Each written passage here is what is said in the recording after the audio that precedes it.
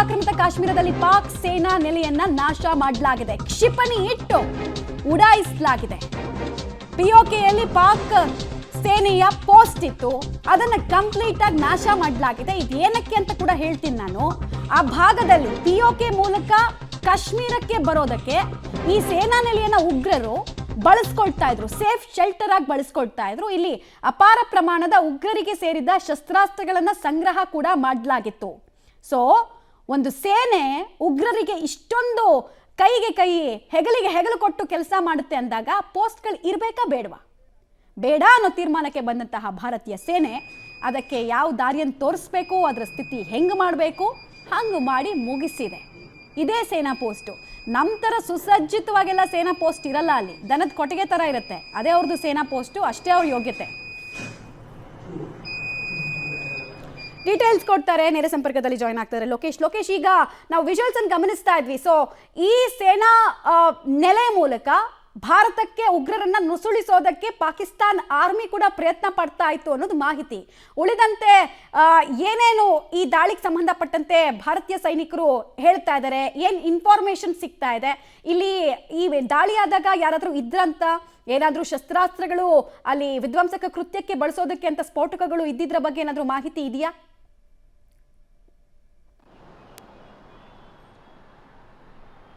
ಮಮತಾ, ಸೇನಾ ನೆಲೆಯನ್ನ ಬಳಸ್ಕೊಂಡು ಉಗ್ರರು ಪಿಒಕೆ ಒಳಗಡೆಗೆ ನುಗ್ಗಿ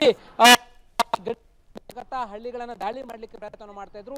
ಈ ರೀತಿ ಸೇನಾ ನೆಲೆಗಳನ್ನ ಬಳಕೆ ಮಾಡಿಕೊಂಡು ಉಗ್ರರು ದಾಳಿ ಮಾಡ್ಲಿಕ್ಕೆ ಯತ್ನ ಮಾಡ್ತಾ ಇದ್ದಾರೆ ಅಂತಂದ್ರೆ ಸೈನಿಕರು ನೋಡ್ಕೊಂಡು ಸುಮ್ಮನಿರಲ್ಲ. ಹಾಗಾಗಿ ಸೇನಾ ನೆಲೆಯನ್ನ ಧ್ವಂಸ ಮಾಡಿರುವಂಥದ್ದು. ಈಗ ಧ್ವಂಸ ಆಗಿರೋ ನೆಲೆಯಲ್ಲಿ ಅನಾಹುತಗಳು, ಶಸ್ತ್ರಾಸ್ತ್ರಗಳು ಏನಿದ್ದು ಅನ್ನೋದ್ರ ಬಗ್ಗೆ ಡಿಫೆನ್ಸ್ ಈಗಾಗಲೇ ಅಧಿಕೃತವನ್ನ ಪಡಿಸಬೇಕಾಗತ್ತೆ. ಆದ್ರೆ ಅಧಿಕೃತವನ್ನ ಪಡಿಸೋಕೆ ಮುಂಚಿತವಾಗಿ ಏನು ಜೈಷ್ ನೆಲೆಯನ್ನ ಧ್ವಂಸ ಮಾಡಿದ್ರು, ಅದೇ ಜೈಷ್ ಉಗ್ರರು ನುಸುಳೋದಕ್ಕೂ ಕೂಡ ಮುಂದಾಗಿದ್ರು. ಆಗ ಸೇನೆ 7 ಜನರನ್ನ ಧ್ವಂಸ ಮಾಡಿರುವಂಥದ್ದು, 7 ಜನರನ್ನ ಕೊಂದಿರುವಂಥದ್ದು. ಈ ರೀತಿಯಾಗಿ ಸೇನಾ ನೆಲೆಗಳನ್ನ ಬಳಕೆ ಮಾಡಿಕೊಂಡು ಉಗ್ರರು ಗಡಿ ಒಳಗಡೆ ನುಗ್ಲಿಕ್ಕೆ ಪ್ರಯತ್ನ ಮಾಡ್ತಿದ್ದಾರೆ. ಒಂದು ಕಡೆ ಅಂತಾರಾಷ್ಟ್ರೀಯ ಮಟ್ಟದಲ್ಲಿ ಉಗ್ರರಿಗೂ ನಮಗೂ ಸಂಬಂಧ ಇಲ್ಲ ಅಂತೇಳಿ ಪಾಕಿಸ್ತಾನ ಇಂಟರ್ನ್ಯಾಷನಲ್ ಕಮಿಟಿಯಲ್ಲಿ ವಾದವನ್ನ ಮಾಡುತ್ತೆ. ಆದರೆ ಇಲ್ಲಿ ನೋಡಿದ್ರೆ ಸೇನಾ ನೆಲೆಗಳು ಅವರಿಗೆ ಸ್ಲೀಪರ್ ಸೆಲ್ಗಳಾಗಿ ಕೆಲಸವನ್ನಾಗಿ ಮಾಡ್ತಾ ಇದ್ದಾರೆ.